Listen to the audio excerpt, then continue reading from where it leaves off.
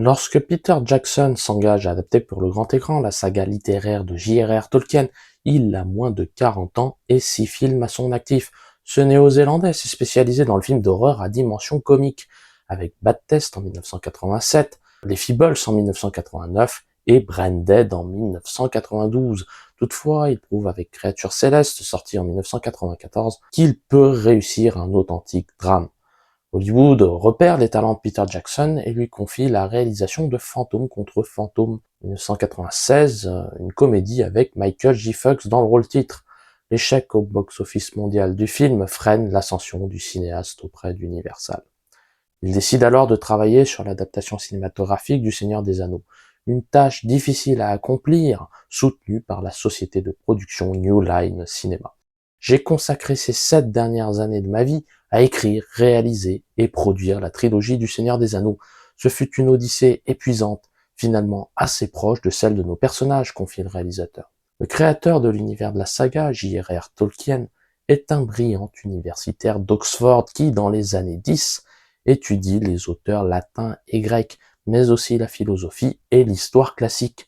Soldat dans l'armée britannique pendant la Première Guerre mondiale, il devient par la suite professeur à Oxford au milieu des années 20. En 1937, la publication des Aventures du Hobbit connaît un succès immédiat. Pourtant, l'écriture du Seigneur des Anneaux demande une décennie d'efforts. Les 3 tomes de la saga ne sortiront qu'entre 1954 et 1955. Un travail de longue haleine influencé par les événements des 2 guerres mondiales et les grands récits historiques. L'œuvre d'un érudit. À l'écran, un personnage en particulier semble posséder les traits de personnalité de l'auteur. Il s'agit du magicien Gandalf, interprété par le comédien Ian McKellen, réputé pour sa carrière théâtrale. Gandalf incarne un héros emblématique dont je vous propose de suivre l'évolution au cours de la trilogie. Générique.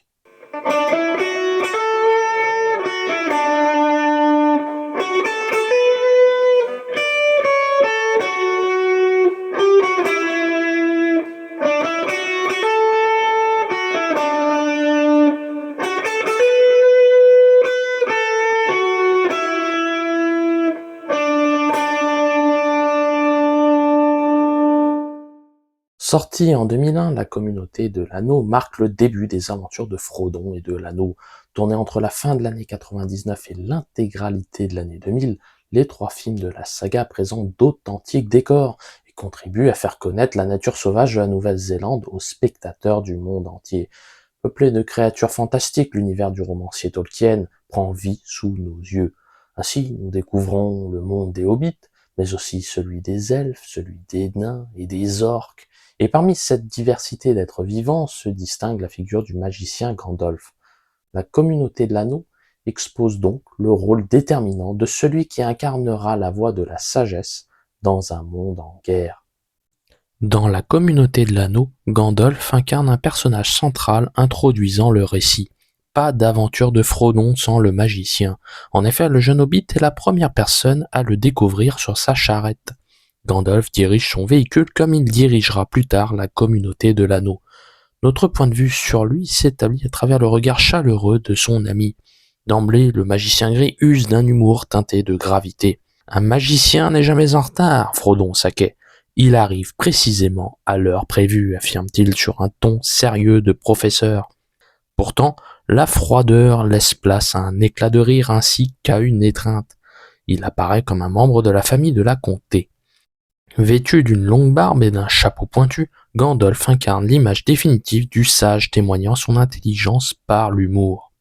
Tout au long de la trilogie, il viendra toujours épauler ses coéquipiers aux moments les plus critiques. En ce sens, il arrive toujours à l'instant approprié. Le magicien projette des feux d'artifice au petit hobbit enjoué sur son passage. Face à Bilbon l'accueillant sur le perron de la maisonnée, sa grande taille contraste avec la petitesse du propriétaire des lieux. Gandalf se heurte à une poutre et génère le rire malgré lui. Sa maladresse participe à générer l'empathie du spectateur. Le processus d'identification au magicien s'établit par l'humour. Lorsque Merry et Pippin utilisent des feux d'artifice au cours de la soirée d'anniversaire de Bilbon, Gandalf les réprimande en leur tirant l'oreille, tel un père grincheux rabrouant ses enfants. Toutefois, le personnage à la longue barbe se distingue par son sens de l'observation. Il consulte une carte représentant la montagne du destin et remarque à 2 reprises un objet dissimulé dans la poche de Bilbon. Une première fois dans la maison et une seconde alors que l'oncle s'apprête à disparaître de la soirée. De même, il surprend le personnage de Sam caché sous la fenêtre. Son œil aiguisé trouve sa source dans ses lectures et les connaissances issues de sa propre expérience. Si les habitants du village ne comprennent pas la disparition de Bilbon, Gandalf connaît intuitivement la raison. Le hobbit centenaire, pensant déjouer les attentes de tous, se heurte au magicien. Ce dernier souhaite agir pour le bien. Bilbon s'emporte et manifeste un comportement d'esclave à l'anneau. « Mon précieux » affirme-t-il les yeux rivés sur l'objet. Gandalf lui rétorque « Il a déjà été appelé ainsi, mais pas par vous. » Ainsi, le magicien connaît l'histoire de l'objet maléfique et arrête l'oncle s'apprêtant à quitter la maison avec l'anneau resté dans la poche. Qui dit sens de l'observation, dit connaissance, et donc lecture. Face à l'objet, il prend la posture du philosophe, méditant sur le terme précieux. Pour dénouer le fil de l'énigme, il se rend à la bibliothèque de Minas Tirith consulter les archives manuscrites. En chercheur, il lit les documents pour remonter aux causes et comprendre les conséquences de la situation présente. Il parvient à déchiffrer les inscriptions sur l'anneau. Face à une porte impossible à ouvrir, il médite sur le sens des mots apparaissant devant l'entrée des mines de la Moria et trouve la solution. Pour comprendre comment les nains ont péri à l'intérieur du lieu, Gandalf lit un ouvrage qu'il est le seul à pouvoir déchiffrer.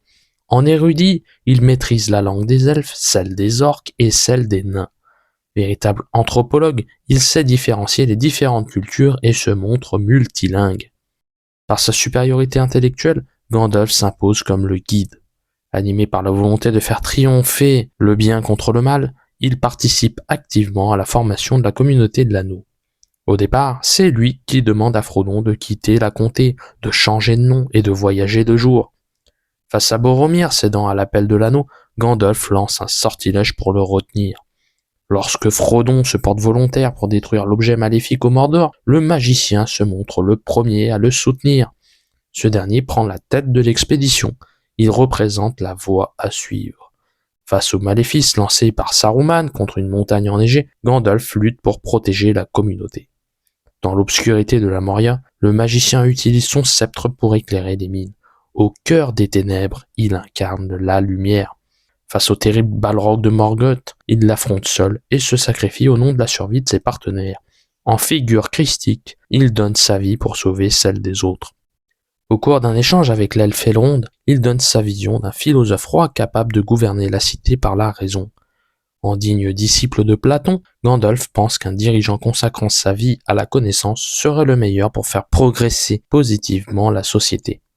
Face à Elrond, désabusé par la faiblesse de l'espèce humaine, le magicien affirme placer son espoir en l'homme sage, juste et bon. Il mentionne le nom du successeur du trône du Gondor. Un homme providentiel peut gouverner la cité et prendre les meilleures décisions pour le bien de tous. Gandalf raisonne en philosophe par le doute. Si Saruman affirme aveuglément qu'il doit se soumettre au Seigneur des Ténèbres, le magicien gris évoque son scepticisme. Il illustre la première leçon de philosophie enseignée par Socrate. Tout ce que je sais, c'est que je ne sais rien. Saruman dit savoir. Gandalf, au contraire, commence par douter.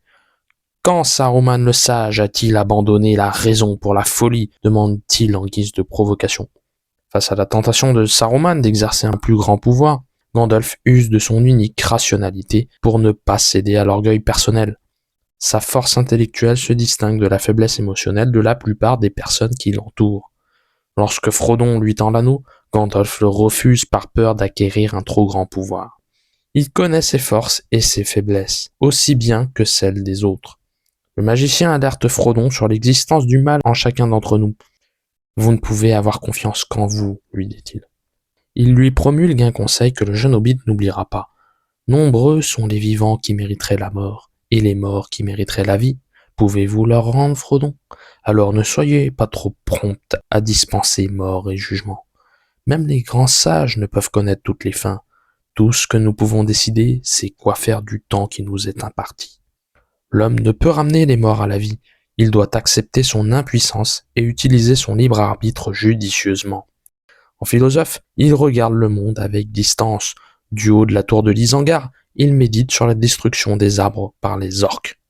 Gandalf pense que chaque être vivant fait partie d'un tout cohérent. Il communique avec un oiseau posé sur sa main et considère que l'homme est une partie de la nature perdue dans un ensemble. Il parviendra à s'échapper de sa prison à ciel ouvert sur un aigle. Observateur, érudit, guide et philosophe, Gandalf représente le pilier intellectuel de la saga. La communauté de l'anneau remporte un important succès commercial avec plus de 800 millions de dollars de recettes au box-office mondial.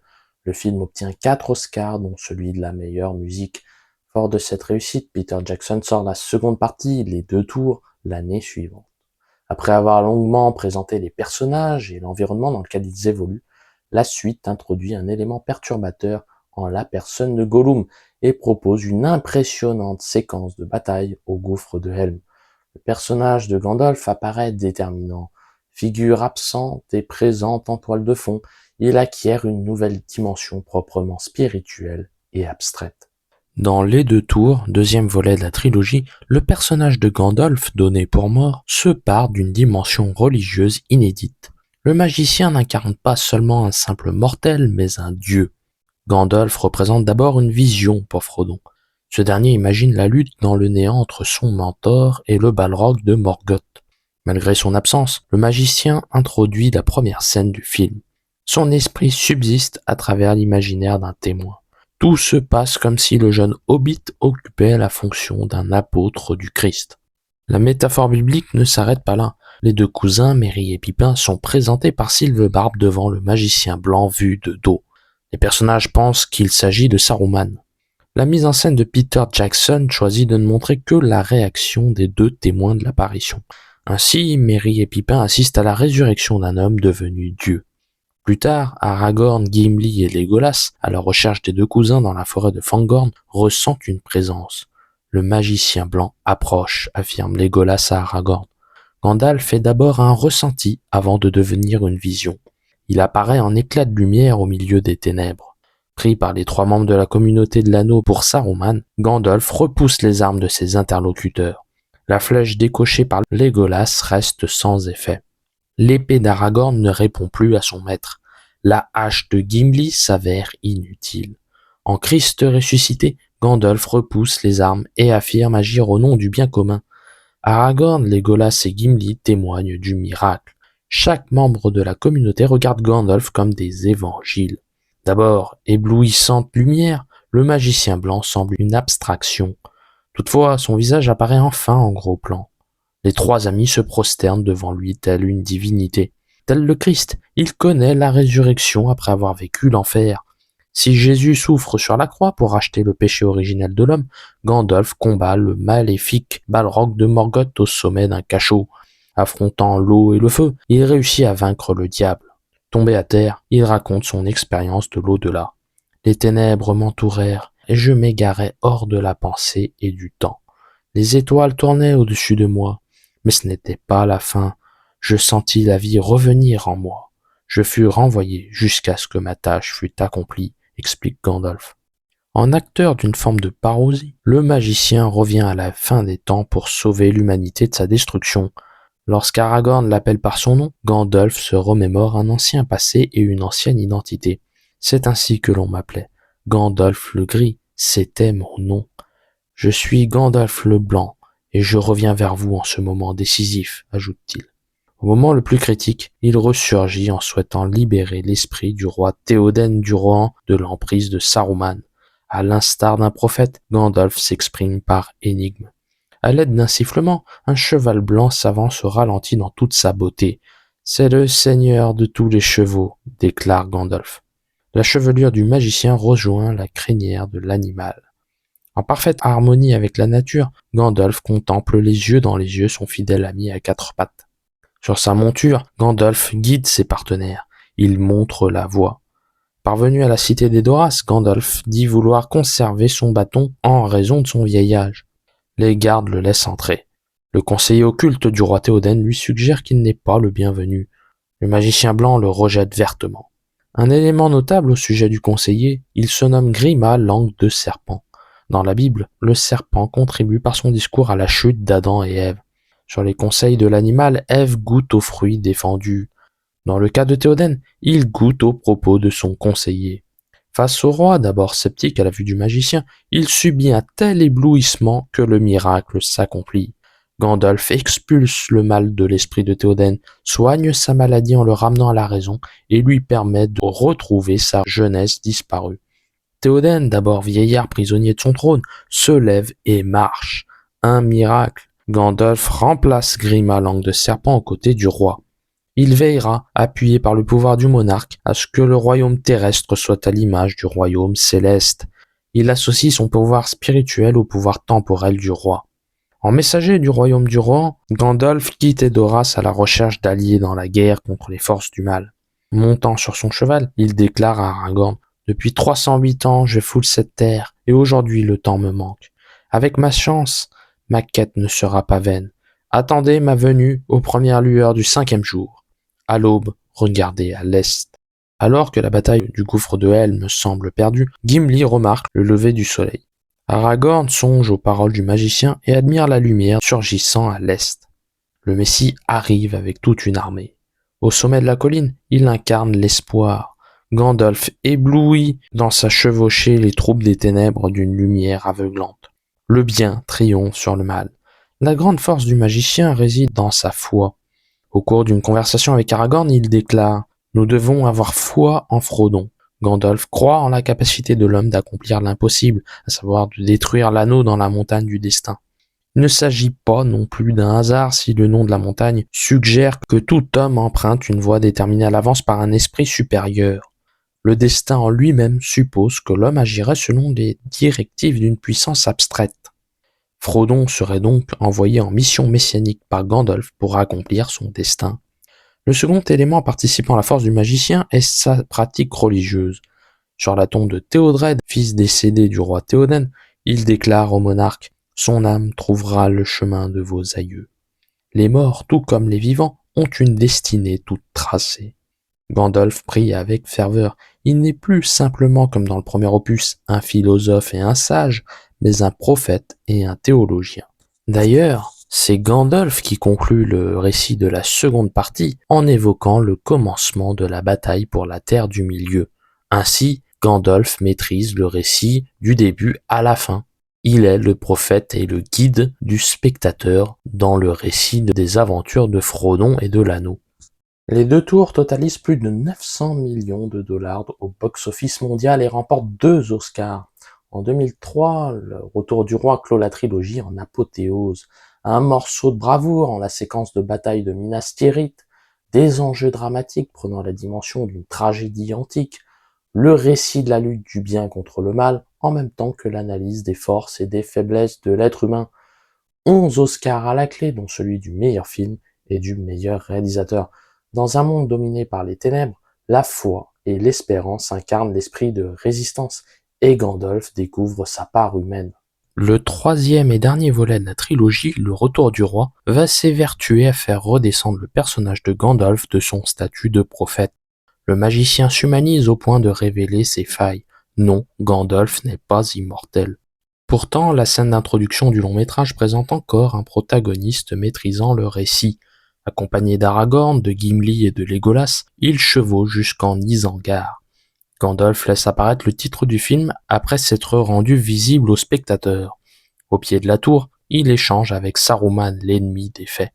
Ce dernier déclare que Gandalf s'avère prêt à sacrifier ses amis pour satisfaire ses ambitions personnelles. Si le magicien brise le sceptre de son adversaire, il commencera à remettre en question ses propres décisions. Le doute s'immisce dans sa pensée. Par la suite, il regarde Merry et Bipin danser sur une table. Aragorn le rejoint et lui demande s'il possède des nouvelles de Frodon. Rien, pas un mot, rétorque le magicien. L'héritier du trône du Gondor lui suggère d'écouter son cœur. Que vous dit votre cœur? Que Frodon est en vie. Oui, il est vivant, répond-il. Paradoxalement, l'optimisme émane d'Aragorn et non de Gandalf. Après que Bipin ait enfreint la règle de ne pas toucher au palantir de Sauron, Gandalf et lui se rendent à Minas Tirith pour s'entretenir avec l'intendant Denethor du Gondor. Le magicien intime l'ordre à Bipin de ne pas parler. Face à Denethor, souhaitant en savoir plus sur la mort de son fils Boromir, Bipin enfreint la règle de son partenaire et décide de raconter le déroulement des événements. Gandalf ne contrôle plus rien. Pire encore, il est accusé par l'intendant de vouloir l'évincer. Vous vous croyez sage, malgré toutes vos subtilités, vous n'avez pas de sagesse, affirme le colérique Denethor. Ce dernier pense que Gandalf agit par pure ambition personnelle. L'intendant le conteste. Pippin devient le serviteur du dirigeant. Les efforts menés par le magicien s'avèrent vains. Détenu dans la cité, Gandalf subit plus qu'il n'agit. Face à Pippin, enthousiaste sur les capacités de Gandalf à affronter l'ennemi du Mordor, le magicien reste sceptique. Il n'y a guère d'espoir, un espoir de fou, déclare-t-il. Le magicien se montre résigné et fataliste. L'espoir serait folie en soi. Plus tard, lorsque les troupes des Ténèbres lancent l'assaut sur Minas Tirith, il affirmera aux soldats de la citadelle « Le courage est la meilleure défense qu'il vous reste ». Il tente en vain de retenir Faramir dans une lutte perdue d'avance. Assis seul, il ne peut plus rien faire pour empêcher le drame qui se joue hors des murailles. Pippin sauvera par la suite Gandalf d'une mort certaine en transperçant un orc dissimulé derrière son dos. Cette scène révèle à quel point Gandalf est un être mortel appelant à l'aide. La sérénité présentée dans les deux premiers opus laisse place au désarroi d'un homme à l'approche de sa mort. Gandalf affronte Sauron. Ce dernier brise son sceptre. La puissance retrouvée de l'un révèle les faiblesses de l'autre. Cette fois-ci, contrairement aux deux précédents films, c'est Gandalf qui a besoin de renfort. Le héros libérateur du gouffre de Helm doit attendre l'arrivée des troupes du Rohan. Au cours d'un échange avec Pippin dans la cité sur le point d'être envahie, il lui fait part de sa conception de la mort. Le voyage ne s'achève pas ici. La mort est un autre chemin que nous devons tous prendre. Le rideau de pluie grisâtre de ce monde s'entr'ouvrira et tout sera brillant comme l'argent. Alors vous les verrez, les rivages blancs et au-delà la lointaine contrée verdoyante sous un fugace lever de soleil. Dans le pire des moments, Gandalf conserve la foi. Si la cité terrestre tombe, le royaume céleste s'ouvre.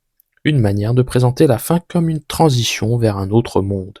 Paradoxalement, la mort à Minas Tirith permet le retour à la verdoyante nature de la comté. Un petit signe d'espoir au cœur d'une situation désespérée. Pourtant, Gandalf manifeste à nouveau son scepticisme face à Aragorn. Il déclare que Sauron mettra tôt ou tard la main sur l'anneau. « Je l'ai envoyé à la mort. » Une nouvelle fois, l'héritier du trône du Gondor se montre optimiste. Si Gandalf révèle ses failles, il n'en demeure pas moins qu'il lutte de toutes ses forces. Il confie la mission à Pippin d'allumer les feux d'alarme de Minas Tirith, assomme Denethor avec son sceptre et ordonne aux hommes de se battre. Il prend la tête de la résistance. Il sauve Faramir d'un bûcher préparé par son père, le croyant décédé. Gandalf récupérera Frodon sur un aigle après que celui-ci soit parvenu à détruire l'anneau dans la montagne du destin.